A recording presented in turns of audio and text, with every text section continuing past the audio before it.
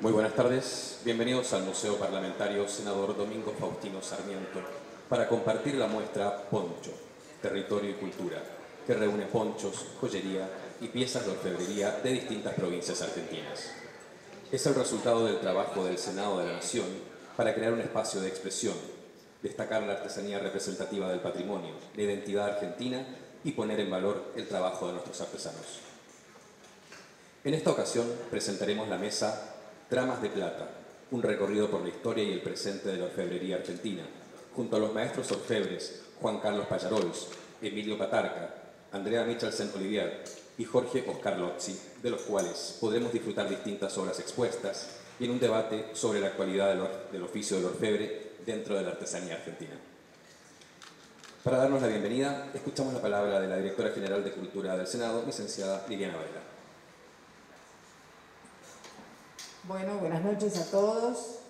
Estamos muy contentos con el ritmo que ha tomado esta muestra. Se inscribe dentro del proyecto nuestro de Territorio y Cultura, que es acercar las producciones culturales de todas nuestras provincias, comprometiendo a cada senador para que participe en forma activa, para que esto no se termine en la muestra, sino que este proyecto siga avanzando. Sabemos las dificultades que tienen los artesanos en el momento de inscribirse, en el momento de hacer de esta profesión una profesión rentable, pero estas tramas que tienen los ponchos, estas tramas que tiene la orfebrería, nos llevan a un mundo especial en donde, en esta mesa, que es una mesa de lujo, van a estar no solamente los grandes orfebres, sino también nuestro moderador Roberto Vega, otro ilustre, así que nosotros estamos contentos. Nos parece que hasta el 5 de septiembre, que va a estar abierta esta muestra, todos los actos que podamos ir reuniendo para hablar de estas cosas, para hablar de ponchos, de orfebrería, de las dificultades y las posibilidades que esto tiene, nos hacen creer que estamos empezando a andar en este proyecto muy ambicioso, que tiene que ver no solamente con el artesanado, sino también con el patrimonio, con la historia, con los museos, con los archivos. Es a lo grande, pero son pequeñas acciones, no crean que es fácil, es todo difícil, pero si uno va haciendo una pequeña acción en un museo, en un archivo o en esta muestra, entendemos que las cosas no es que se van a cambiar de un día para otro, pero sí se pueden mejorar. Y en este sentido, qué mejor que este panel hable de lo que mejor hace, que también han engalanado esta muestra, que ha sido muy admirada, esas vitrinas tan hermosas con esas joyas realmente exclusivas, en donde hay más que un trabajo, hay mucho de alma puesto en cada pieza. Muchas gracias, los dejo con los que saben. Gracias. Muchas gracias, señora directora. Queremos compartir algunos datos sobre la trayectoria de los orfebres que hoy nos acompañan. Juan Carlos Pallarols, nacido en Banfield, provincia de Buenos Aires, proviene de una familia dedicada al arte de la platería. En su trabajo como artesano se destacan objetos de valor estético, técnico e histórico y una gran variedad de piezas de orfebrería religiosa, gauchesca y contemporánea, elegidas como regalos oficiales por distintos mandatarios o por importantes empresas, instituciones y organismos gubernamentales y no gubernamentales, como los bastones de mando de distintos presidentes argentinos. A partir de 1966 comienza a participar de exposiciones en el país y en el exterior. En 1996 fue nombrado ciudadano ilustre por el Consejo Deliberante de la Ciudad de Buenos Aires. Entre sus últimas obras figura Rosas de la Paz, que fue realizada con material bélico de la Guerra de Malvinas en homenaje a los héroes de la gesta del Atlántico Sur. Pallarols fue reconocido por esta casa con la mención de honor Senador Domingo Faustino Sarmiento.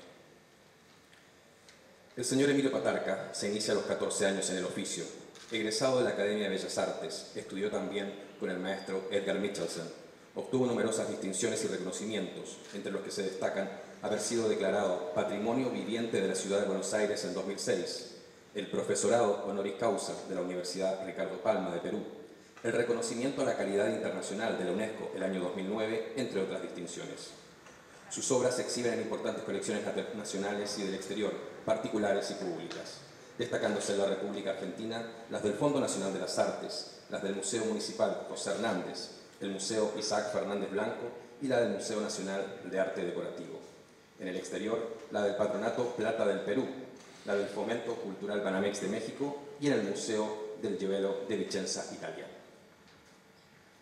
La señora Andrea Michelsen Olivier, hija del prestigioso orfebre Edgar Michelsen, ingresa en el oficio desde muy joven, recorriendo la orfebrería desde muchos metales, estilos y rubros, tales como la joyería de autor, platería tradicional como la criolla y la hispanoamericana. Actualmente, en la búsqueda de nuevos horizontes en lo creativo y técnico, ha participado en eventos y exposiciones y muchas de sus piezas se encuentran en el exterior. También se dedica junto a su compañero, Jorge Lozzi, a continuar la escuela de su padre y al nuevo emprendimiento de comparar y aprender de diferentes culturas de este hermoso arte milenario. El señor Jorge Oscar Lozzi proviene de familia de músicos y ebanistas. De joven se dedica a distintas actividades artesanales hasta encontrarse con la familia Michelsen y de ahí a la orfebrería. Realizó exhibiciones nacionales e internacionales, representando a la Argentina en Alemania y Rusia, y se ha desempeñado como jurado en la Feria de Maestros Artesanos de Rosario, entre otras actividades relacionadas con el oficio. A continuación, dando inicio a la mesa que hoy nos convoca, damos la palabra a su moderador, el señor Roberto Vega Andersen. Hola, buenas tardes a todos, gracias. Gracias a la dueña de casa, digamos, a Liliana Varela y a la presencia de todos ustedes y a los maestros artesanos que nos acompañan hoy en esta mesa. Mi tarea es muy sencilla, es tratar de orientarlos en una charla entre amigos, cuando el punto de partida es hablar sobre aquel hecho en lo personal, aquel acto testimonial que los vincula a cada uno con el oficio de la platería o de la orfebrería, como quieran llamarlo. Quiero comenzar en esto, como corresponde, iniciando la charla con Andrea, y me gusta iniciarlo con Andrea porque tiene la particularidad de, recién lo anunciaron, de haber nacido en la casa de un orfebre. De un orfebre muy especial que en el devenir de la charla cada uno iremos hablando sobre él, pero que tuvo la particularidad de abrirle el universo de la platería a muchos artesanos hoy reconocidos por todos los que siguen la platería en la Argentina. Así que me parece que es fantástico comenzar por esa casa, precisamente. Lo que no sé es cómo es esto. ¿Viene con preguntas o yo cuento lo que quiero? Perdón. No, clarísimo. No, quiero que cuentes lo que quieras. La idea es la siguiente, me parece que es lo más hermoso. Yo siempre dije que la propuesta en esta mesa era testimonial. Es decir, que cada uno de ustedes puedan contar sus experiencias de vida y a partir de sus experiencias de vida tratar de elaborar desde mi lado un hilo conductor que permita llevarnos por distintas iniciativas a puertas de acceso a los oficios. Entonces, bueno, empiezo por contar. Justamente, bueno, nací en la casa del orfebre, con lo cual el sonido del cincel era un ruido habitual de mi vida cotidiana, continuo, todos los días.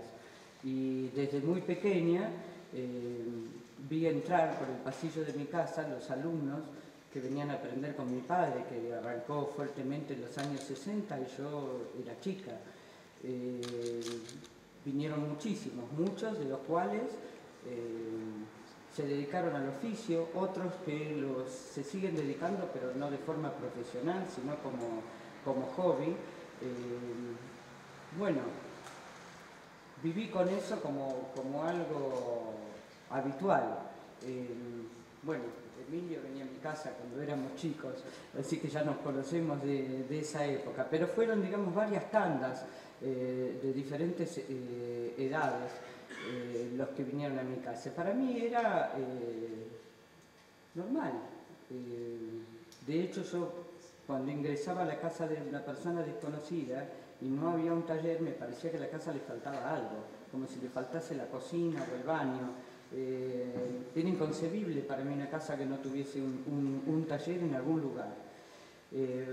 Bueno, eso para contar, digamos, de qué manera, cómo fui aprendiendo, y fui aprendiendo. pasaba, miraba, preguntaba algo cuando era chica y me iba.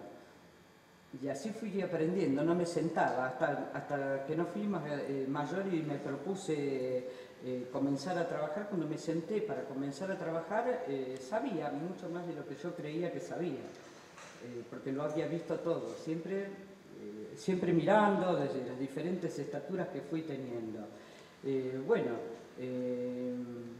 Después, ¿qué más puedo contar acerca de eso?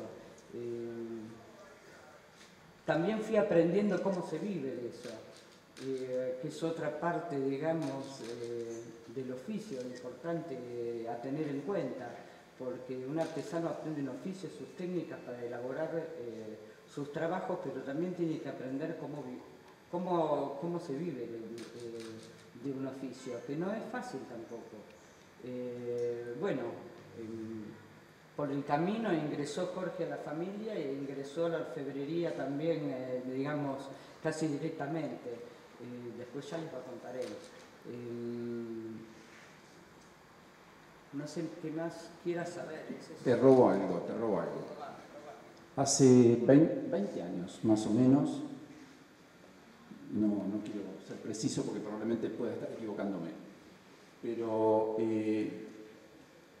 yo edité una revista de artesanías que se llamaba Manos Artesanas y luego edité una revista de platería que se llamaba Nuestra Platería. Y con Nuestra Platería fui al taller de tu padre y lo entrevisté a tu padre y conversé con don Edgar sobre su hija. Y conversé bastante, porque para él era un gran desafío lograr que vos te incorporaras de alma a ese oficio que él tanto quería. Y que durante mucho tiempo había luchado para lograr que lo hicieras, ¿verdad? Y exactamente. Y llegabas, pasabas, visitabas, mirabas, un poco lo que estabas contando. Y lo viví desde sus sensaciones, digamos, ¿no? Entonces, me gustaba que vos iniciaras esta presentación porque me daba el pie como para mirar la otra, ¿no es cierto?, la otra puerta de acceso a la orfebrería, que es la de un preadolescente que golpea la puerta de la casa del maestro diciéndole que quiere aprender un oficio y que tiene, digamos, como las anteojeras del caballo de reparto, tiene claramente dónde está su objetivo de vida y no se equivocó, porque evidentemente ese maestro le marcó un camino que después él lo continuó. Y ese preadolescente es Emilio Patarca. Entonces era un juego de ver cómo, ¿no es cierto?, cada uno iba entrando a ese mundo.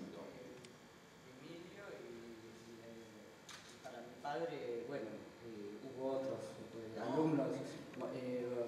Por supuesto que Emilio era súper querido por mi papá, pero él tenía tuvo el don de traer al oficio a mucha gente joven, algo especial. Y estaba muy feliz por eso, ¿no? Él siempre decía, por ejemplo, una vez en el Museo Fernández Blanco, creo, en un encuentro de plateros, los directores le pidieron, si él podía traer alguna obra para exhibir. Y mi papá les contestó que su obra eran sus alumnos, esa era su obra. Y estaba orgulloso, y realmente estaba orgulloso de eso. Para él su obra eran sus alumnos, sus continuadores. Con él encontré una frase que la usé el resto de mis días, que un maestro es aquel que logra que el alumno lo supere. Eso decía Edgar, ¿no? Sí, es verdad. Vamos con Emilio.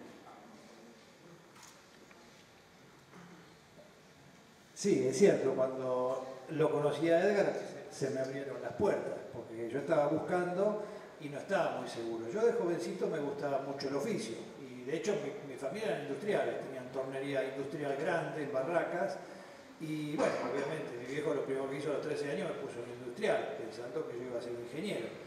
Y a la vuelta de casa había una joyería de barrio, de esas que había antes, que había un italiano, Pino Gervasoni, que bueno, tenía esas joyerías que había antes donde se hacían cadenas, anillos de oro, bla bla, y a mí me gustaba tanto que me entré un día, me puse a charlar y le pedí permiso a mi viejo para estar con él. Y mi viejo, como era antes en esa época, cuando sacaba a pasear al perro, se puso a charlar con Don Pino y dijo, le mando al pibe, bueno, mándelo. Y así fue que estuve 2 años, pero era complicado porque a la mañana y la tarde tenía industrial y a las 4 cuando llegaba a industrial tomaba la leche y me iba a lo de Don Pino. 3, 4 horitas que me tenía como hacían los joyeros. Él había venido después de la guerra de Italia, era un gran joyero que bueno, había caído en desgracia y a partir de ahí seguí con eso. Y pocos años después, 3 años después más o menos, conozco a Edgar en una feria que fue un plato, porque él estaba paseando y yo ya tenía un puesto, que hacía joyería, qué sé yo. ¿Fue culpa tuya? Ah, vos porque yo tenía un puesto en la misma feria, lo llevé a mi papá. Lo llevaste, claro. Y yo digo, ¿y exactamente ser orfebre qué es? Y me muestra así en general la feria y me dice, es hacer esto pero bien. Y a mí me quedó grabado. Y entonces, bueno, me da la tarjeta, me dice, bueno, cuando quieras. Bueno, entonces el primer sábado siguiente a la mañana me fui para allá y bueno, cuando entré al taller del viejo me quedé enamorado. Volví a casa, le dije a mis padres, bueno, voy a ser orfebre, casi me matan directamente. El viejo me dijo, mira, vos el industrial no lo dejás, después hacer lo que querés. Bueno, entonces negocié, ya estaba en 3er año, estudiar a la noche. Y a partir de ahí ya tuve todos los días libres. Y después, esa vuelta a la vida, Edgar también me conecta con fábricas que todavía había de platería y empecé a trabajar a proveer las fábricas, catadores, bandejitas, candeleritos, yo así cincelaba todo el día. Esa época, en esa década, vino la debacle de las grandes fábricas de orfebrería en el país, que desaparecieron todos por los cambios de gusto, de costumbre, ya no, la gente no usaba platería europea, ya no tomaban el té, no comían los platos de sitio, qué sé yo. ¿Estás hablando de 1920 más o menos? No, más cerca, más cerca. Y yo pensé que me iba a morir de hambre, pero no hay mal que por bien no venga, o no hay feria mala, como decía mi viejo, y del Bazar Inglés, un negocio muy importante, me conectan porque se habían quedado sin fábricas que le proveyeran. Y como yo había trabajado en varias fábricas, y ahí me puse de socio con otro alumno de Edgar, Horacio Álvarez, y entre los dos fundamos la empresa Patalba, Patarca Álvarez. Y nuestro primer trabajo fue ir a pedirle plata en el sentido del metal, a la famosa fábrica de platería, de venta de metales preciosos, Casa Eise, y les cuento para que vean la diferencia de épocas. Yo ya hacía muchos años que compraba de forma pequeña, pero ahora teníamos que proveer al Bazar Inglés, necesitábamos 30 kilos.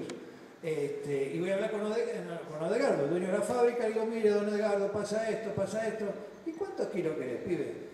Y digo, y yo estaba así, y no me animaba a decir porque me iba a matar, en esa época era muy cara la plata.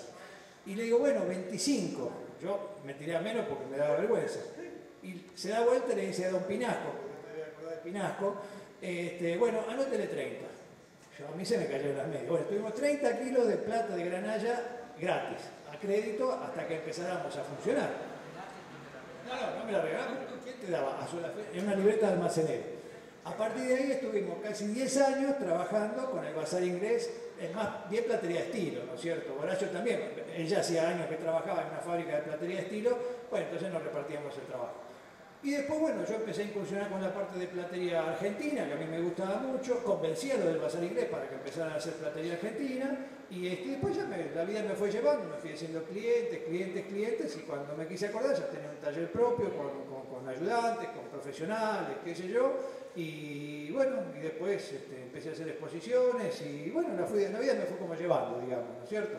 Pero yo siempre fue el amor por el oficio, yo no tenía otro norte, en mi vida era el oficio, para mí era lo más importante, y vuelta a vuelta, hasta que falleció, siempre lo íbamos a visitar con Horacio al viejo, le llevábamos su botella de ginebra, tomábamos, charlábamos, tocábamos la guitarra, en fin, para mí Edgar fue mi gran maestro. Yo después conocí muchos maestros que me ayudaron, porque bueno, en esa fábrica había italianos, franceses, ingleses, alemanes, bueno, no aprendía con todo, pero el viejo fue verdaderamente el que me modeló más allá del oficio, en la forma de ser orfebre, en la forma de pensar la orfebrería, ¿no es cierto? El amor por el oficio, el amor por la amistad, la solidaridad, el darle la mano al compañero, y bueno, y eso para mí me marcó para siempre, ¿no es cierto? Así que muy cierto eso de que realmente él nos marcó, tanto a Horacio Álvarez como a mí, que es un gran orfebre, nos marcó en el camino. Yo tuve la suerte de repente de ser más reconocido popularmente, o si se quiere dentro del oficio, pero él formó muy buenos plateros,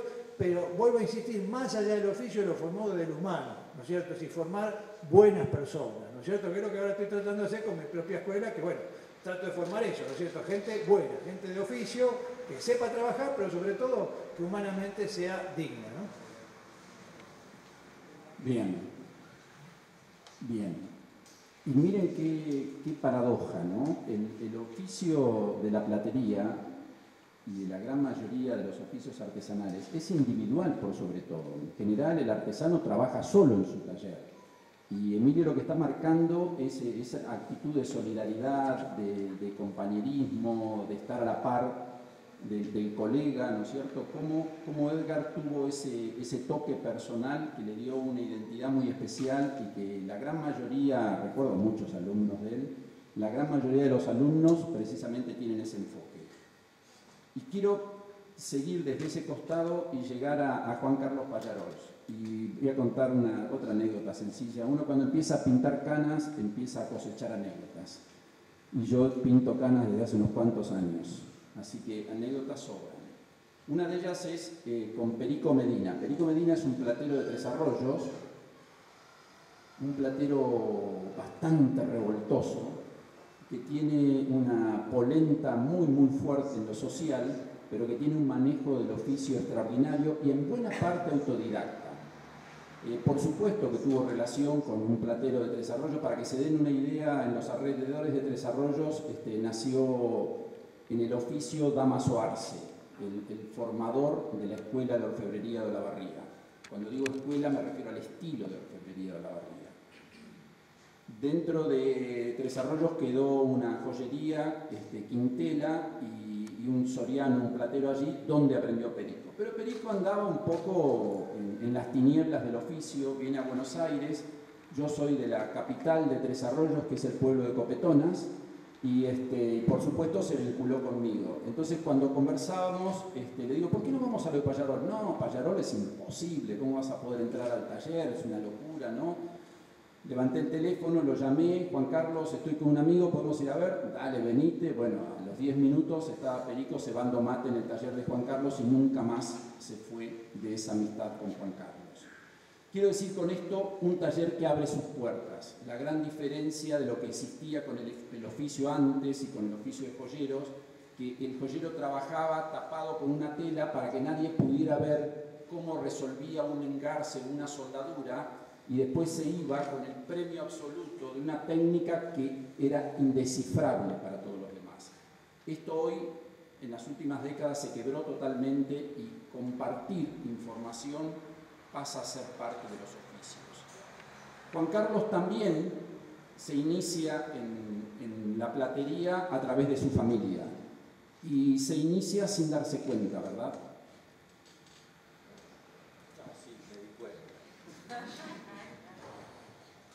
Sí, recién te escuchaba vos y mi abuelo comentaba lo mismo, pero a él le llamaba la atención que hubiera talleres que no tuvieran casa.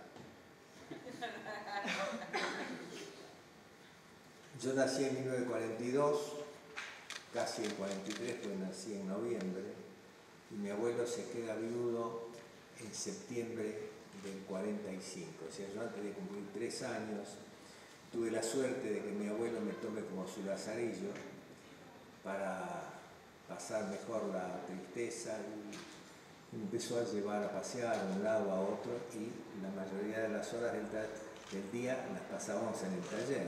Yo no iba ni al colegio en aquella época, no había jardín ni salita celeste, había recién a los 5 años lo que llamaban jardín de infantes. Así que viendo cómo él trabajaba, cómo trabajaba la gente, me empezó a proponer la fabricación de mis juguetes para que yo estuviera entretenido.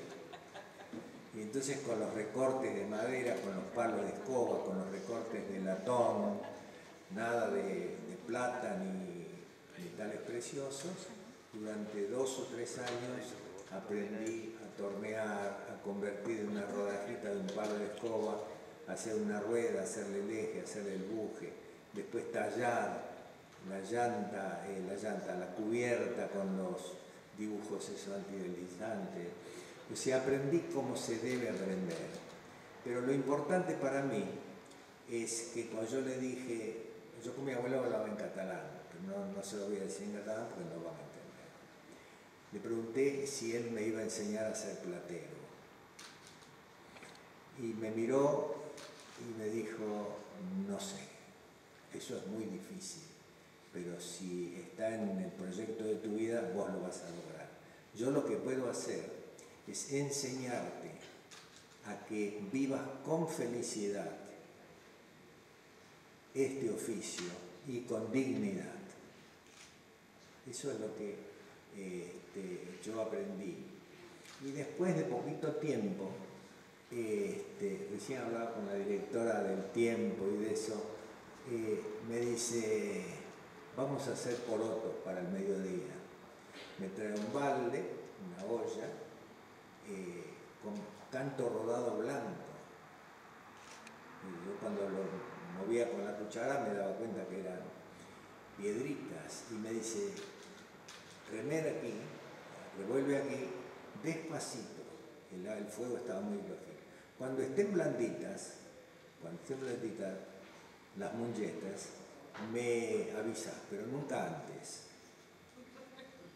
Así que yo pacientemente, no me atrevía a decirle, pero yo sabía que había un porqué, porque también tenía conciencia de que mi abuelo me amaba y que me quería y me daba todos los gustos.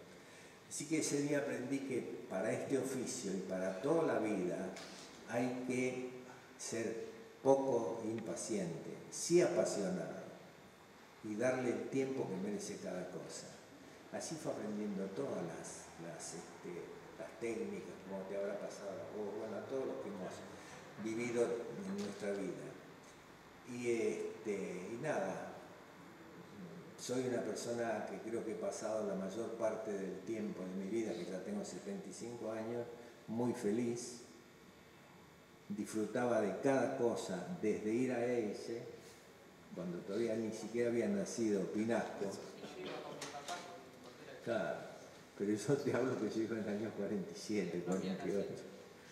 Y todo era alegría, todo, en todos lados. Ir a Dileñus, ir a Seriana, ir a Bravi, que son todas casas que ya no existen. En todos lados, los que trabajábamos, Leche, sí.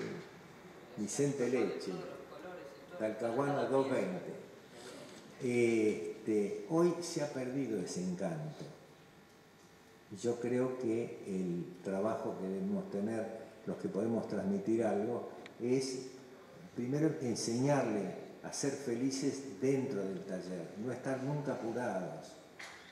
A mí si había algo que me molestaba era cuando mi mamá decía, está la comida, buscaba un culón, se decía mi papá, otra vez y es muy importante ser feliz, porque vivís para investigar, vivís para descubrir nuevas cosas, siempre con esa pasión que no sabés, te dormís y empezás a soñar con lo que vas a hacer al día siguiente. Yo me levanto bastante temprano, me afeito y cuando me estoy afeitando empiezo a pensar qué voy a hacer. Inmediatamente veo una sonrisa, porque ya estoy pensando voy a hacer esto, voy a terminar lo otro, voy a llamar a un colega, a un amigo, a quien sea, para seguir haciendo cosas. Y hoy, después de 71 años de trabajar, o 72, desde que yo empecé con mi abuelito, sigo trabajando, haciendo cosas, he incursionado en cosas que no tienen absolutamente nada que ver con la orfebrería decorativa, pero el artesano platero, el artesano orfebre, como le quieran decir, yo trato de no usar palabras de idiomas que yo no hablo, está en hacer cosas en metal, y me ha tocado hacer válvulas para el infarto de aorta, he trabajado y sigo trabajando con una empresa de Chicago, donde hacemos ese tipo de cosas, he trabajado para la NASA, ahora me estoy dedicando a hacer teléfonos, computadoras, ponerle el valor que le puede dar la platería, el arte. Y yo nunca me consideré, no creo que sea artista, sí artesano, cuando me dice precisamos que le haga el arte a esta pluma, precisamos que le haga el arte a este teléfono. Y eso me llena de satisfacción, porque tengo un montón de años, ya me podía haber jubilado 3 veces, porque dicen que antes de la jubilación era trabajar 25 años. No, yo ni pretendo, no, me jubilé y le regalé la jubilación a mi nieta. Y hoy estuve hablando acá porque quería traer una pequeña filmación de 10 segundos, donde mi bisnieta con 3 años golpea y cincela con una precisión y con una energía. Nunca la vi darse un golpecito.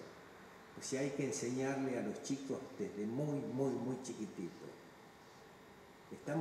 Pasamos la vida con el teléfono, con el psicólogo, con los economistas, y este país era un país feliz y rico cuando no había ministro de Economía, había simplemente una administración de Hacienda. ¿Y quiénes decidían la suerte del país? El ministro de Trabajo, el ministro de Agricultura y Ganadería, el ministro de la Justicia, no habría que discutirla mucho, pero sí, pero había, o sea, era un país de gente trabajadora. Este país fue un gran país cuando todos trabajábamos y trabajábamos felices. En el almuerzo del taller, en mi casa, entre la comida y la sobremesa, se empezaban a desafiar, que yo fundo esto, no, pero yo lo voy a hacer con tal cosa. Y se comía el pescado, la sepia, y con las espinas de la sepia modelaban. Y todo era un concurso. Una vez estaban los Freyas, Martín, y uno modelaron una banana, así como la comen los monos, pero blandita, hacer una fundición en seco. Era un desafío constante y la gente era sumamente feliz. Pero yo no creo demasiado que la felicidad se encuentre en el consultorio ni de un psicólogo y la fortuna tampoco con los consejos de un economista. Yo prefiero leer cuando tengo un problema una chapa de zinc que me regaló mi abuelo, lo escribió el 1 de enero de 1952 y él murió el 9 de enero, y donde me dice que si soy feliz, que trabaje, si estás triste, seguí trabajando. Y así son 25 renglones donde toda la solución de todo está: entregar tu amor a la obra que estás haciendo y vas a solucionar todos los problemas. ¿Está bien? Bien.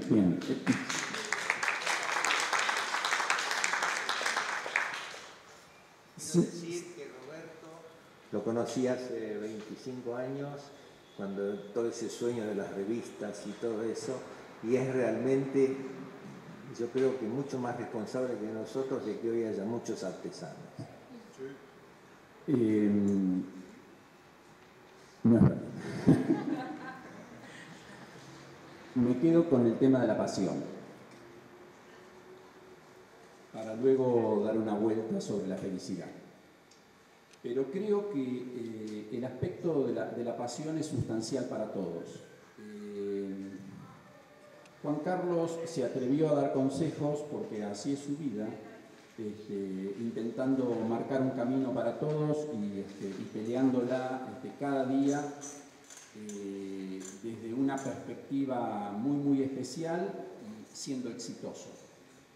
Entonces, insisto con la idea de la pasión porque creo que no hay oficio artesanal sin pasión. No hay manera de romper los secretos del oficio y poder entrar hasta el alma de cada oficio, sin tener una pasión que te guíe. Y esto nos lleva a pensar, miren, les cuento un ejemplo sensacional. Uno de los grandes plateros de la Argentina fue Juan José Draghi de San Antonio de Areco. Areco, en los tiempos de Draghi joven, que Draghi es de la generación de Juan Carlos, Areco no era la capital nacional del gaucho. Areco era un pueblo bonaerense, donde, había una estancia que era de los Guiraldes y un Guiraldes había escrito Don Segundo Sombra, pero ese Guiraldes fue uno de los que incorporó el ultraísmo en la Argentina. Estaba con las vanguardias históricas, o sea, estaba con los gauchos, pero estaba con París, estaba con la costa mediterránea y venía con Borges y con Oliverio Girondo y con Nora Lange a hablar de la vanguardia que transformaba el modernismo. Entonces en Areco Draghi le gustaba la platería y aprendió la platería por correspondencia a través de una escuela que publicitaba en la revista El Tony, D'Artagnan, en estas revistas. Él aprendió por ahí y después descubrió que en un pueblo vecino vivía un grabador de la Casa de la Moneda y se vinculó con él y fue perfeccionando el oficio. Y así, con pasión, exactamente, Carlos Sánchez, así con pasión aprendió un oficio y se transformó en uno de los maestros de la Argentina. Y lo quiero poner como ejemplo para darnos cuenta que no hay barreras que no podamos superar. Y por otro lado, es imposible pensar que un oficio se aprende en un año. No hay manera de aprender un oficio en la vida, un oficio artesanal, en tan poco tiempo. Y hoy vemos artesanos que agarran un martillo y un cincel, uno, porque dos no tienen, y elaboran piezas, arman una mesa y se ponen a vender piezas creyendo que están vendiendo artesanías. Esto no puede ser así, porque no se puede nivelar para abajo. El oficio artesanal es un oficio que merece, ¿no es cierto?, respeto por la trayectoria y por el futuro. Insisto, se puede entrar por una puerta, se puede entrar por otra, pero no se puede entrar por la ventana. Una de las puertas de acceso es la puerta del amor. ¿Del amor a este oficio? No, del amor. Y por esa puerta entró Jorge Lossi a la casa de Don Edgar y descubrió que además de la hija de Don Edgar, había un oficio que se llamaba la platería. Bueno, buenas tardes. Un poco, primero quiero rescatar lo que decía Juan Carlos, ¿no? Con respecto al amor, y también hacía referencia a Emilio, como así de Roberto, ningún oficio, ninguna actividad artística o artesanal se puede desarrollar si no se lo ama. En mi caso puntual, poco sí, por el amor, pero tiene un inicio esto, que no es justamente la mejor relación que pude haber tenido en mis comienzos como futuro yerno de Don Edgar Michael. Esta es una foto de mi bisabuelo Don Natario Porfirio, de 1890, que tenía campos en Santiago, y acá ven un recado porteño, con los mortachos. En 1967-68, yo estudiaba en el Colegio Industrial. En el industrial de la década del 60 era muy particular. Nos enseñaban a usar todo tipo de herramientas, todo tipo de soldadura, nosotros teníamos ajuste, así que ya sabíamos, salíamos de ahí sabiendo calar, cerrar, limar. Hoy veo limar o a cerrar a alguien y digo, bueno, estamos en problemas, ¿no? Se paran en una posición anormal para poder limar, para poder cerrar, y también lo que decía Roberto, 3 son los cinceles que tienen. Bueno, recuerdo, esa es una amiga de Carlos Ejarlata, un amigo mío, me dice, ay, 1970, sería, vos sabés que estoy aprendiendo orfebrería con un señor, y mi papá quería restaurar esto. Yo recién me reía con Juan Carlos y ahora le voy a mostrar. Y lo acompañé yo, lo vi al viejo Edgar, que no era viejo en ese momento, pero nunca más lo volví a ver. Bueno, pasaron los años, yo me dediqué después de la industria siempre fui un rebelde sin causa, con James Dean, y me dediqué, por haber enseñado, por haber aprendido en el industrial, a hacer esto, los juguetes de chapa. Este juguete lo estoy haciendo con mi nieto, que tiene 6 años, y le di una madera y un martillo y una chapa de cobre para que empiece a golpear y batirla. Pero tiene una particular, estos juguetes, yo recuerdo cuando estaba Matarazzo, vos te acordás muy bien. Nosotros somos de la generación que empezamos con Evita y terminamos con Base de Ader en la primaria, una cosa que nos rompió bastante la cabeza. Y la particularidad que yo había ido, mi padre me llevó al cierre de los juguetes Matarazzo, se produjo allá por 1966, la calle Juan B. Justo y Corrientes. Y era un juguete de chapa, a mí me llamaba la atención la industria del juguete, siempre me gustó. Dije, ¿cómo se puede hacer? Porque se hacía, ¿te acordás? Con ojales y pestañitas y se doblaba. Yo decía, no, se tiene que hacer de una sola plantilla. Y de hecho, este camioncito está hecho de una sola plantilla, que se puede continuar a hacer toda la carrocería de una sola plantilla. Solo que hay que saber doblar. Para eso me hice en aquella época un taller, pensando que me iba a llenar de oro con la fabricación de juguetes de chapa. Y seguí en esto. seguí hasta el año 71, 72, cosa que no pasó lo que yo esperaba, y me voy de vuelta, busco un giro, y ¿te acordás de Florial? Yo le compraba las carteras de cuero a Florial, y les hacía los amigos, y le metía cosas mías, lisas, por supuesto. Yo no sabía cincelar ni repujar, pero sí sabía calar, pulir, soldar. Es decir, aprendimos a soldar de todo tipo de soldadura, las que existían en aquel momento. Por lo menos la autógena, eléctrica de punto, estañar. Bueno, y con eso se vendía y empecé a hacer hebillas de cinturones de mujer. Las hacía en bronce, bronce de fabricaciones militares. Una gran calidad de bronce. Un poco lo que decía también recién Juan Carlos, ¿no?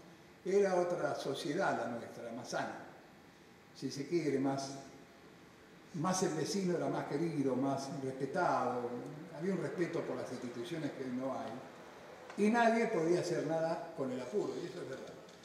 Y yo para soldar los aparte usaba estaño, entonces, claro, el estaño calentás acá se derrite del otro lado, y no había inhibición. Y empecé a comprar soldadura de plata, y mi viejo me decía, vos estás loco, vos no podés usar una soldadura de plata porque lo vas a vender, el costo que va a tener esto. Hasta que empecé a aprender a inhibir el calor, que lo hacía con tierra refractaria y vaselina. Hacía una pasta y inhibía el calor. Y se desoldaron, el estaño de baja fusión. Y así seguí hasta que fracasa esto, y en el año 73, habiendo ganado Cámpora, me pongo a fabricar piezas de plata. ¿Pero qué piezas? De platanillos, cruces, muy simple, eran muy lisas. No tenía nada repujado ni cincelado. Yo abrí un local en la avenida Cristal, en la ciudad de Mar del Plata, esperando que el 74 fuese un éxito rotundo como el 73, cosa que no sucedió. La parte económica fue un desastre. Y un dictamen de Secretaría del Gremio de Comercios nos dijo que no podíamos estar dentro de los locales, aún los dueños. El local debía de cerrarse a las 19 horas. Bueno, estuve en un enfrentamiento bastante rudo con la policía, fui detenido. Estuve 2 o 3 días, porque yo me rehusaba a cerrar. Y nos reunimos con Calabró, ustedes se acuerdan de Calabró, el gobernador de la provincia de Buenos Aires. Y por medio de él y el secretario de Mar del Plata de aquel momento, Ismael, pudimos seguir abriendo hasta las 10 de la noche. Propietarios no empleados. Y yo tenía varios empleados, era yo mismo, era el que barría, el gerente, el despachante, el que hacía, una gran empresa la mía. Pero tampoco funcionaba muy bien. Me toma Rodrigazo, vuelta a empezar, cero. Ya tenía una hija, mi primera hija nació en el 73, estaba casado. ¿Y qué hago? Perdón el término, ¿qué carajo hago ahora? Las semillas no se vendían, los juguetes no se vendían, la platería se había detenido, esa platería. Me refiero a lo que nosotros en la jerga le decimos billutería de plata. Bueno, mi hermana había sido modista de Madame Carreau, una casa de alta costura. Le digo, mirá, tengo ganas de hacer ropa artesanal. Yo no sé de eso, dice, yo soy de alta costura, nosotros hacemos sobre el cuerpo. Y me mostraba las telas que usaban, lienzillos. La tela de lienzillo es lo que se forra, los tapiceros forran las sillas y los sillones, lo más berrete y lo más barato que existía. Me compro, mi hermana más o menos me da unas explicaciones y hago la primera camisola talla 42. Cuando la termina de tener quedó talla 4, porque el lienzillo encogió mucho. Bueno, ahí tuve que rever toda esta costura, pero empezamos de vuelta, el lienzillo no tenía caída. Yo aprendí a hacer los cuencos de madera, hay algunos que lo hacen de una manera, en el industrial los hacíamos de otra forma, con sierra, cerrábamos hasta cierta profundidad y después con la gubia, tengo 70 gubias heredadas de mi abuelo, con las gubias hacíamos los cuencos. Y eso hacía los embutidores, con el embutidor hice los 50 prendas, ahí es donde empieza la moda. En marzo del 76 me voy al sur, me habían dicho que en la Patagonia se podían encontrar piedras, punta de flecha, arcos, yo pensaba en engarzarlas, bueno, pero dejo 50 prendas a la toldería de la Grega, algunas mujeres de mi edad tal vez se acuerden, Kramer y Fundamento. Al mes y medio cuando vuelvo paso y me dice quiero 250, todo un éxito, pero por semana. pucha. El departamento técnico de Niña Colibrí me ayudó mucho para eso. Me indicaron el precongido. Y yo compraba lienzo y también compré gasa de hidrógeno. Mi paso por el textil. Pero resulta de que en esa casa había, siempre yo bajaba al perchero, pero había una minita que estaba buena, ¿eh? Tenía 20 pirulos. Y yo la miraba con ganas. A pesar de que mi matrimonio ya estaba medio ahí. Y esa minita era Andrea, que bajaba los cajones de pulseras de bronce y hacía la vidriera, y la miraba. Y bueno, hablando, me dice, sí, mi papá es orfebre, platero, uy, qué lindo, qué sé yo, bueno, algún día, bueno, sí, pasó el tiempo. Me tuve que rajar Mar del Plata, y le digo por qué. Yo milité el movimiento tercermundista en Argentina, se da a través de 17 obispos de África en 1967. Y yo militaba en la iglesia Cristo Rey de Villa Pueyrredón con el padre Marcelino, cuando el padre Lombardero decía, esos comunistas los van a detener, nada que ver con el comunismo. Esa iglesia tercermundista se vio perseguida y en un momento determinado, después que nace mi segunda hija en el 77, me voy a Mar del Plata, como buscando refugio.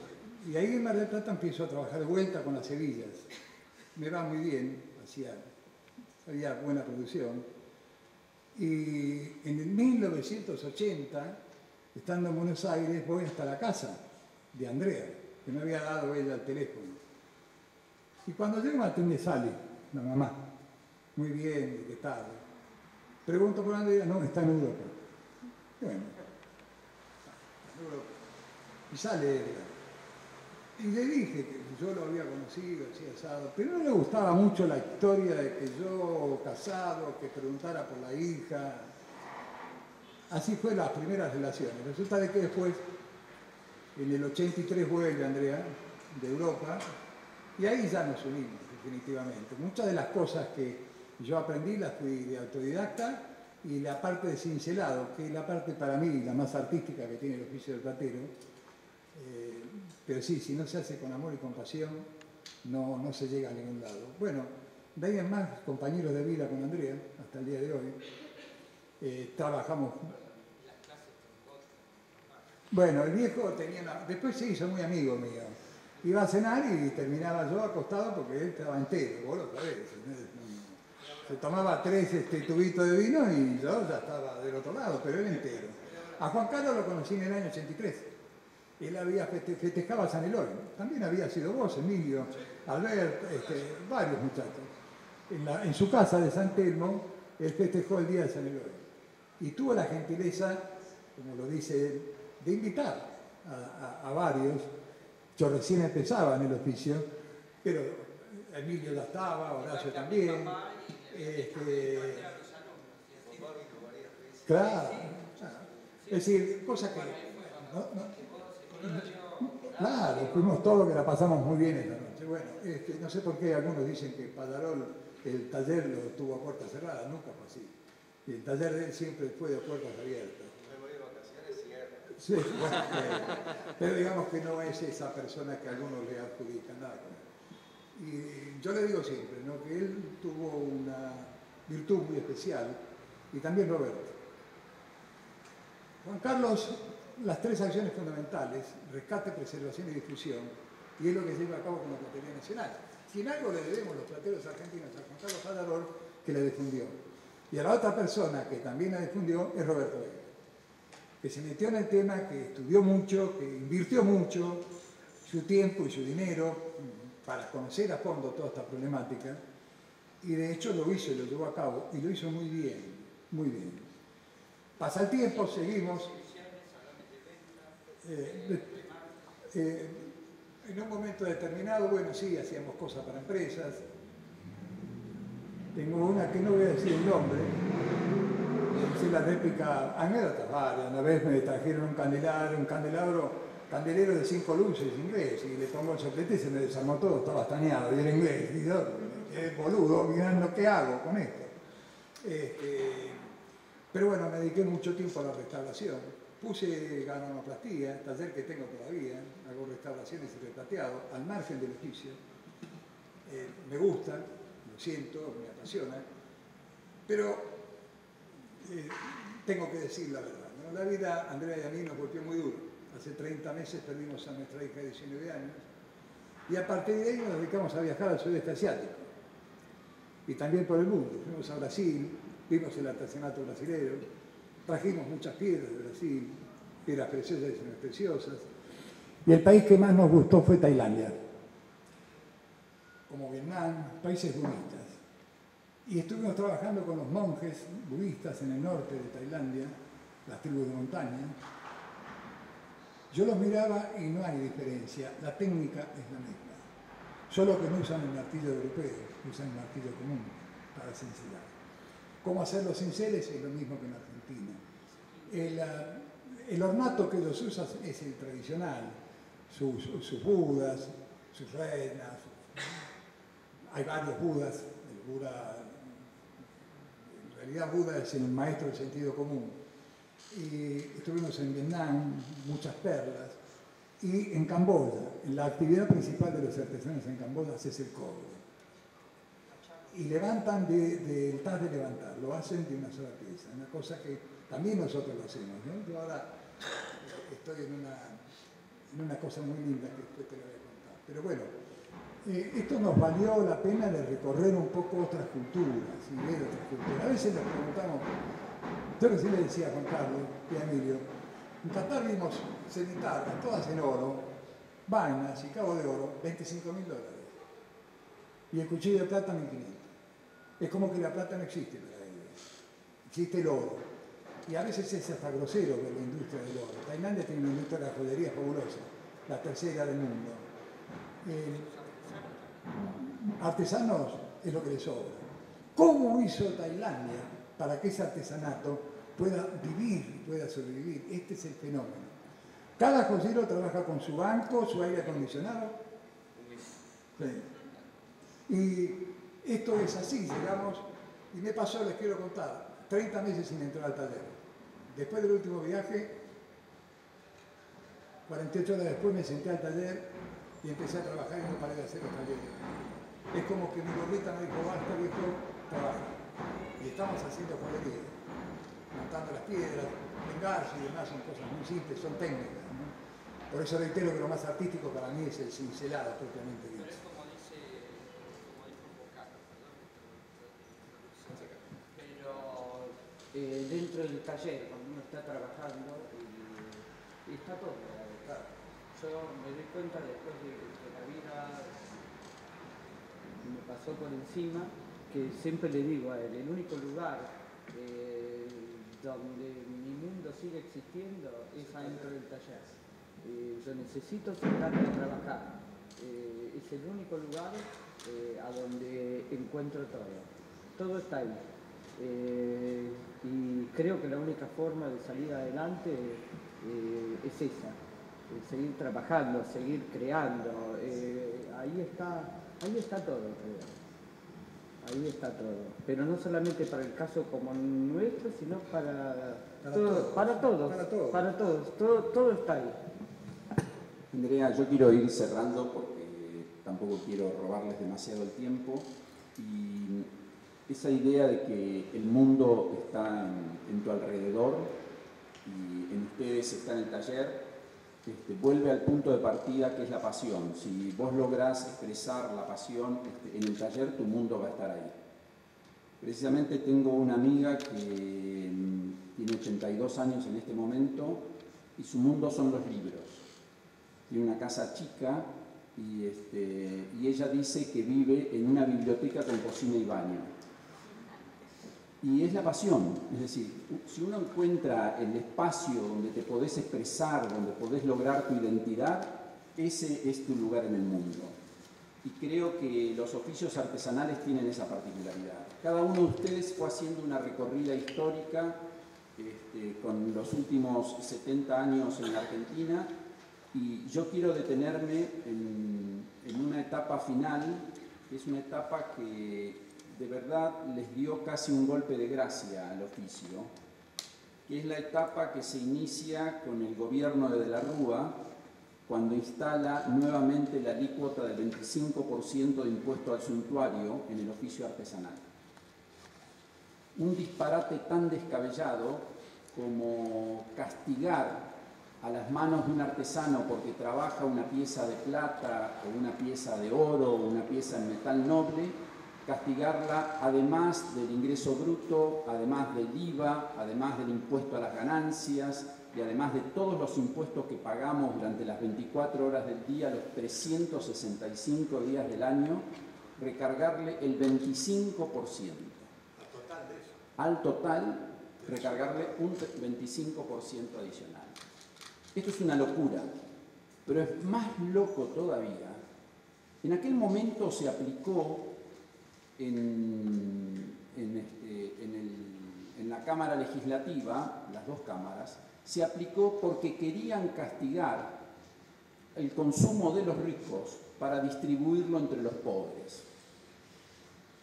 Y esto es una locura porque lo que logran es que la gran mayoría de los artesanos, para poder sobrevivir, tengan que trabajar en negro o tengan que negrear buena parte de su producción porque es imposible cobrarle al cliente el 25% adicional y pagar ese 25% adicional. Entonces el Estado hace una cuenta nefasta porque no solo pierde. No es deducible como el IVA. Claro, es que además, si yo no declaro, no solo no pago, El IVA retorna. no pago el suntuario, sino que no pago el IVA, no pago ingresos brutos, no pago nada.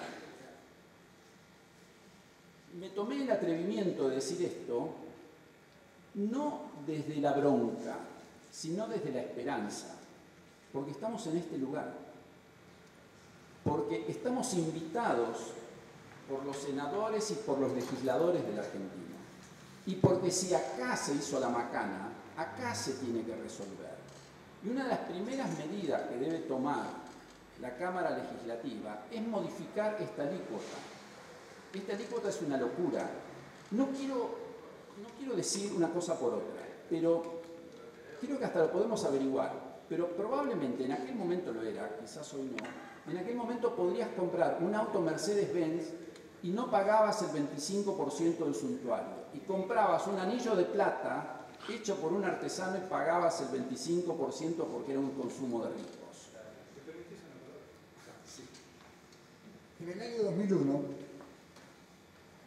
Juan Carlos Pallarol y José Draghi, quienes hablan, tuvimos una entrevista con el senador Baglini, senador por Mendoza.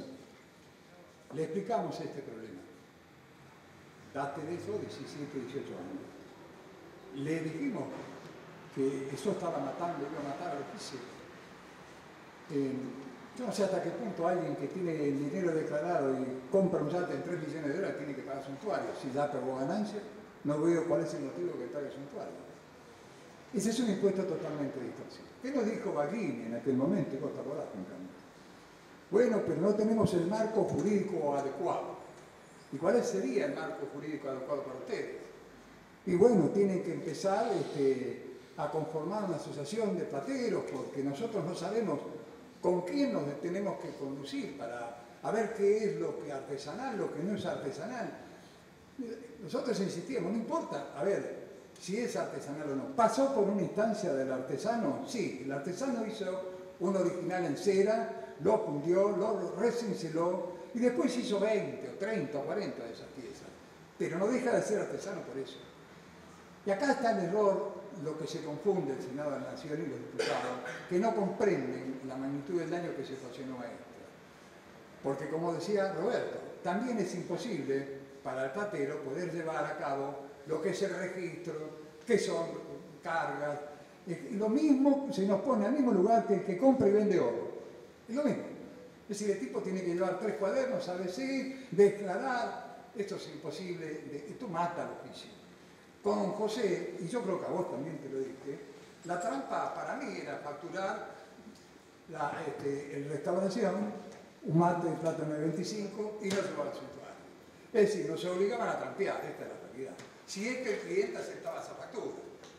Porque si el cliente le decíamos, detrás de la sumatoria de todo y un impuesto del 25%, olvídense, no hay manera de vender absolutamente nada. Ahora bien, se hizo esa Asociación Argentina de Plateros. Yo a mi hija le regalé mi biblioteca de arte, compuesta de más de 1.100 libros, biblioteca que no tiene sentido tenerla, y estoy haciendo un inventario porque la voy a vender. Entre eso encuentro el gremio de plateros. en las sillas occidentales, subrayado, no sé por qué quién. Y dice, como lo anotado, advertimos que los plateros en Buenos Aires no se constituyeron en gremio, a pesar de las diversas tentativas hechas por ese fin. Y aunque es cierto que otras corporaciones de artesanos llegaron a redactar sus ordenanzas gremialistas, lo cierto es que por la época tardía en que se constituyeron, nada trascendental realizaron en nuestro país y en nada influyeron en el progreso de la industria local. Esto está escrito hace muchos años, ¿verdad? Ese gremio de los plateros de las Indias Occidentales. Cuando nosotros conformamos esa asociación, a los tumbos, bueno, no pudimos hacerla marchar como queríamos, a pesar de que habíamos tenido la personalidad jurídica, pero no funcionó. Como muchas otras cosas, institucionalmente no funciona en el país. Yo creo que no hace falta tener una asociación. Yo creo que hay marco jurídico adecuado o gente capacitada como para determinar de manera puntual quién es o qué es una artesanía o qué no es una artesanía, a pesar de que creo que tanto la joyería como la platería tiene que estar exenta de este impuesto. Pero está vos, Rosana, está Roberto, está Juan Carlos, hay muchos otros que podemos decir, esto es artesano, si quieren, porque la lógica indica no poner ningún tipo de impuesto, ya tiene su carga impositiva todo esto. ¿Cómo es posible que Tailandia tenga 70.000 lapidadores, 2.000 firmas de venta de piedras preciosas y aproximadamente tener 1,5 millones de orfebres y joyeros que trabajan en esa industria poderosa? ¿Cómo es posible? Un país que en algunos lugares hace 50 años era selva, porque lo han hecho desde el gobierno. 3 impuestos tiene, el tax es el 7%. Y es un país que crece. Y aquella persona que lo visite sabrá distinguir lo que es crecimiento o no. Tenemos que tratar, vos, Sana, con el apoyo nuestro, pero tratar de que esto se termine. Tanto la joyería como la platería, ninguna pieza de plata, ninguna pieza de joya puede estar grabada con un 25% de santuario. Aberrante, y tiene razón Roberto.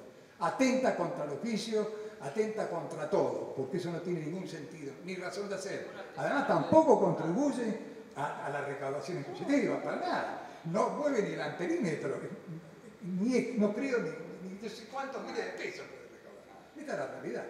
Pero ni siquiera hay que derogar esta ley. Nada. Hay que bajar El día que la votaron, yo lo fui a ver a Juan Carlos García Sabaín, esposo de una famosa artista, Marta Menujín, que es el que le digo, ¿te das cuenta lo que votaron? Bueno, la ley del suntuario, pero la miraste bien, entonces agarra el expediente, le dice, qué cagada. Es una ley de 1880. Por eso en esa ley no está considerado que pague un Rolex, un yate, un avión, no existía. Y sí están grabadas, y yo me imagino que muchas de ustedes deben usar las ballenas para el corsé de Carey, las de marfil. Es una ley pero estúpida, que no la leyó nadie, quiere decir que votan. Entonces, los que están hoy, que yo deben ser mucho más responsables, tienen que leerla y modificar. ¿Puedo decir algo? Sí, claro. 2001, para mí... Perdón. No, lo que les quería decir es que estamos en el lugar apropiado y en el momento, como decía el Talmud, si no es ahora, ¿cuándo? Si no soy yo, ¿quién? Entonces, me parece que este es el momento. Me quedó muy lejos el 2001 y me quedé muy impresionada de todo lo que dijeron ustedes, porque pasión, dignidad, honestidad, abrir el taller a los otros, estos son principios de la dignidad que queremos todos recuperar. Entonces, de acá tiene que salir una reunión con algún senador, y si no es uno es el otro, y si no es el otro es el otro, y si no, vamos a revisar, vamos a pedirle a los 72, si no, vamos a ir a molestar en cada despacho, si usted es amigo de uno y yo soy amiga de otro, vamos y le tiramos esto, porque esto tiene que cambiar. Tiene que cambiar, no solamente porque los están perjudicando, sino porque nos estamos perjudicando todos. Es decir, todo el país se perjudica de una actitud irreflexiva, mal hecha, y que no podemos. Pasaron 17 años y nosotros seguimos con esa ley que no sirve para nada. No sirve, no, perjudica. Entonces, así como ustedes hicieron ese viaje a Tailandia y se descubrieron un montón de posibilidades que ese país tiene en relación al artesanado, también Marruecos hoy tiene una explosión de su artesanado y puede vivir mejor. Entonces, ¿ustedes qué saben? Que nos han enseñado hoy un montón de cosas, ¿no? Lo principal, digo, me quedé pensando mucho, porque había hablado antes con Pallarol sobre el tiempo y la velocidad, y también lo que acaba de decir reiteradamente Roberto con respecto a la pasión. La pasión es en un oficio, es en un trabajo, es en la docencia, es en la manera de pensar, y tiene que ser una pasión la política, y en cada despacho tiene que haber conciencia de que nadie está allí porque es monarca, sino que está allí para escuchar el reclamo de la gente. Entonces, sinceramente, tomo el compromiso, nunca me achico frente a las responsabilidades, de hacer llegar este reclamo como sea. Les voy a pedir que me acompañen, vamos a ir a ver al senador o a la presidenta del Senado para llevarle esta inquietud, porque creo que algunas cosas se cometen por ignorancia, muchas se cometen por ignorancia, otras por apuro, como decía Pallarol hoy, y otras porque no tienen idea. No tienen idea, las leyes no se leen lo suficiente, no se estudian lo suficiente, si una ley puede cambiar el destino no solamente de muchos trabajadores, sino de todos los argentinos. Así que me comprometo a hacer todas las gestiones. Yo he trabajado, yo soy muy grande también y he trabajado mucho, pero he trabajado con la asociación de fileteadores que no tenían asociación, que los perseguían, que no les daban lugar, y he trabajado con ellos. Con la asociación de organizadores de milonga, porque me vinculo a los temas patrimoniales. Y ahora han logrado que la legislatura, en el caso de las milongas, lo financien, porque la milonga no es el lugar for sport del tango. La milonga es un lugar humilde que está en un club de barrio, donde se baila el baile auténtico, que fue el que nos galardonó la UNESCO. No es el que baila Al Pacino siguiendo la cámara del cine, que lo baila perfecto, porque es eso, usted vaya a filmar una milonga y sabe que ahí es mucho más complejo. Así que, así como me comprometí con ellos, personalmente les digo que en esta casa este tema va a ser, por lo menos vamos a molestar a todos los que haga falta. Me comprometo y los voy a llamar, porque han tenido ustedes un discurso que sé que convencieron a todos, porque dicen la verdad, así de chiquito y de grande. Gracias, gracias.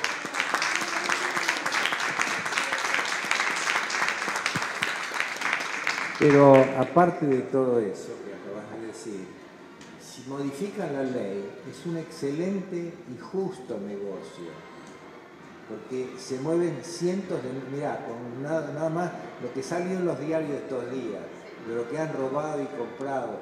Recién vi en un programa en el noticiero, cómo un auto pasaba por arriba, una grúa, gigante, como un tanque del ejército, pasaba por arriba de 200, 300 autos que habían entrado de contrabando y eso. ¿Por qué no le cobran a esa gente los suntuarios? Estaba hablando así de, no sé si 300 o 400 millones de dólares de vehículos. Eso tiene que pagar suntuario. Que se compra un reloj que vale 150.000 o $1 millón. Yo grabé una tapa de un reloj a un señor en la Argentina. Y le digo, ¿cuánto le pagó? Porque debe ser un reloj muy caro, no debe... me dice, no, entre este y la máquina de darle cuerda, dice, un poquito más de $1 millón. Eso deben pagar suntuarios. No los que transformamos un pedacito de plata en un anillo, una lapicera. Bien, creo que llegamos a darle un cierre adecuado, que más que un cierre es una apertura. Siempre estos desafíos nos tienen que impulsar para encontrar la posibilidad de desarrollarnos. Y en los oficios artesanales, lo sustancioso es la técnica y luego el valor simbólico que uno puede lograr en un objeto para que conjugue belleza con utilidad. Esto es lo que diferencia la artesanía del arte. Un objeto artesanal está hecho para ser útil. Si va a cumplir una finalidad determinada, debe cumplir una serie, o sea, debe abastecer una serie de requisitos para que sea útil. Y a partir de allí, el aporte, la contribución que se le puede hacer es otorgarle belleza y otorgarle una carga de valores simbólicos que te permitan identificarte con tu propia cultura, identificarte con tus raíces y proyectar tus raíces hacia el futuro. Lo que decíamos para la parte final de la mesa redonda era que esta carga del suntuario lo que hace es atentar contra todo esto, es cerrarnos las puertas hacia el futuro. Y nos atrevimos a hacerlo en un lugar que está bajo la dirección técnica y la dirección espiritual de Liliana Varela, porque sabemos quién es Liliana Varela y sabemos que cuando se toma una meta por delante, trabaja para cumplirla. Y esto no es sanata. Yo tengo la enorme satisfacción de decir que soy un militante, un trabajador de la cultura, que me tocó pasar las malas en la vida y que me tocó pasar las buenas, pero que por sobre todo nunca trabajé con el Estado, porque entendí que trabajar con el Estado implicaba desde lo cultural perder una parte de mi autonomía de vuelo y pretendí desarrollarme con alas propias al costo de volar bajito, pero volar con libertad. Y precisamente la antítesis de mi posición es la de Liliana, que se enfrenta a cuanto podrido anda suelto en la política para defender su identidad y sus banderas. Entonces, ¿se puede ser un funcionario público siendo un militante de la cultura? Sí se puede ser. Y lo que necesitamos son esos funcionarios públicos. Alguna vez hablábamos y decíamos, lo peor que le puede pasar a las artesanías es que haya un dirigente de las artesanías en cualquier estamento del Estado que viene a aprender sobre las artesanías entrando a ocupar un cargo. Ese es el disparate. Entonces nosotros, cada uno de estos maestros artesanos en su oficio y desde su taller y los que representan a través de su trayectoria, lo que deben buscar en la política es que los funcionarios sean de carrera formados y luego que los políticos, cuando toman una decisión política, consulten a cada uno de los espacios sobre los que van a regular. Esto es nada más lo que pedimos, nada más que esto. Y con esto quiero agradecerles a ustedes que vinieron, a los artesanos. Yo la verdad que soy un desastre con las manos, un desastre absoluto, una calamidad. Lo más lindo que hice en mi vida con las manos, no me animo ni a contárselos, ¿no? Que fue mimar a una mujer que me dio 6 hijos. Pero a partir de ahí, nada más, cero a la izquierda absoluto. Y tengo la enorme satisfacción de decir que con los plateros pudimos hacer una experiencia muy interesante que fue desarrollar un espacio de coleccionismo en la Argentina. Y con esto quiero cerrar. Para todos los oficios artesanales en Argentina hay una posibilidad de desarrollo en sus sectores que es promover el coleccionismo. Cada uno de ustedes trabaje para promover el coleccionismo. Un paso muy bueno dado en ese sentido es el catálogo que se editó con la muestra Poncho, Territorio y Cultura, donde cada uno de los artesanos que expone una obra cuenta una parte de su historia de vida y genera una apertura hacia el coleccionismo. Porque cuando uno compra un objeto artesanal, está comprando, como decía Caloi, un cacho de cultura. Y una artesanía es un pretexto para contar una historia.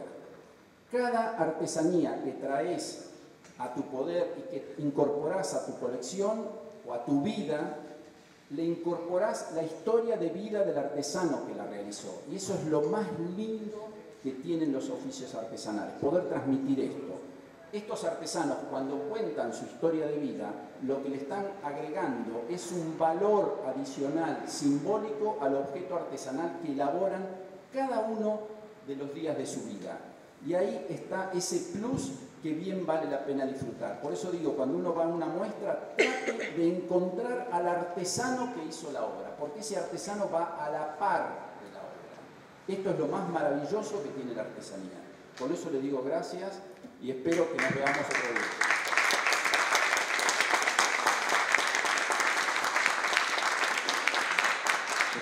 gracias.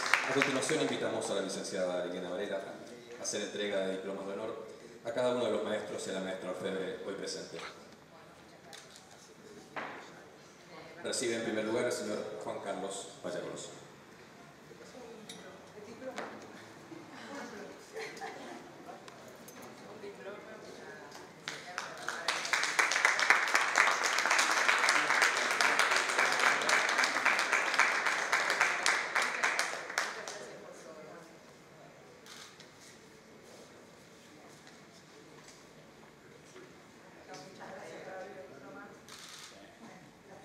A continuación el señor Emilio Pataraca.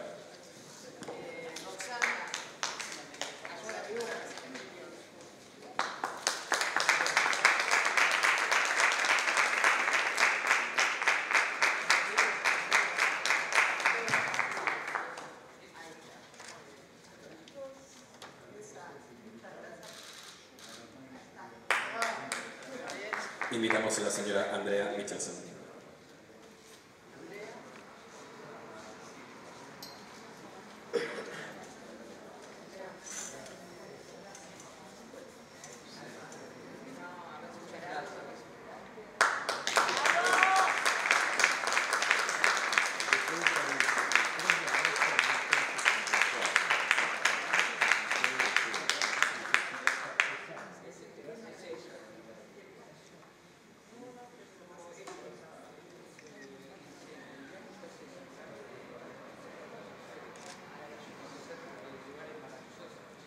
A continuación, al señor Jorge Oscar Lozzi.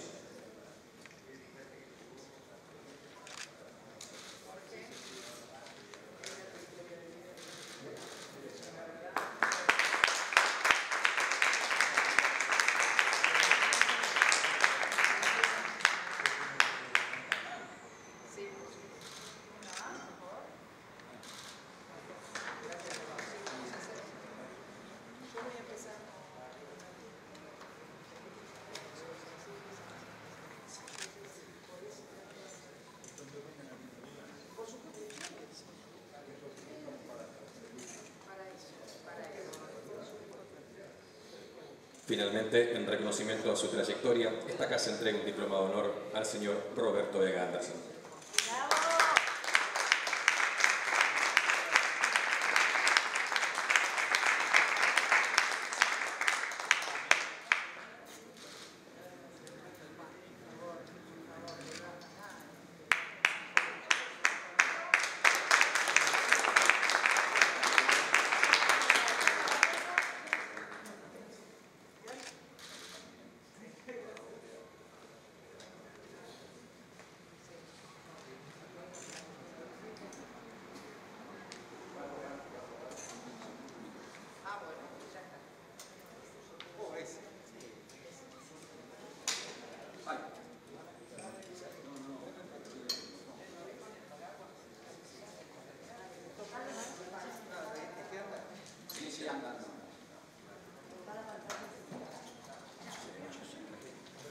Bueno, les robamos un minuto más.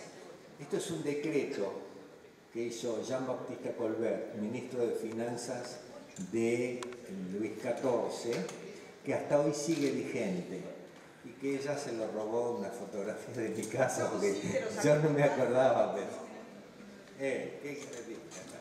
Se borra. Si nuestros artesanos imponen gracias a su cuidado la calidad superior de nuestros productos, los extranjeros encontrarán ventaja proveyéndose en Francia y las divisas quedarán en el reino. Hace 400 años que Francia vive de exportar todo tipo de artesanías. Esto fue escrito el 3 de agosto de 1664. Hace 4 siglos que están choreando y ahora lo mandan a hacer todo. Yo tuve una reunión donde hablé con, estaba Roxana, y yo le dije, ustedes están fabricando todo en China, yo no puedo competir con ustedes, ni los artesanos del mundo. Entonces seamos vivos y rescatemos lo que es.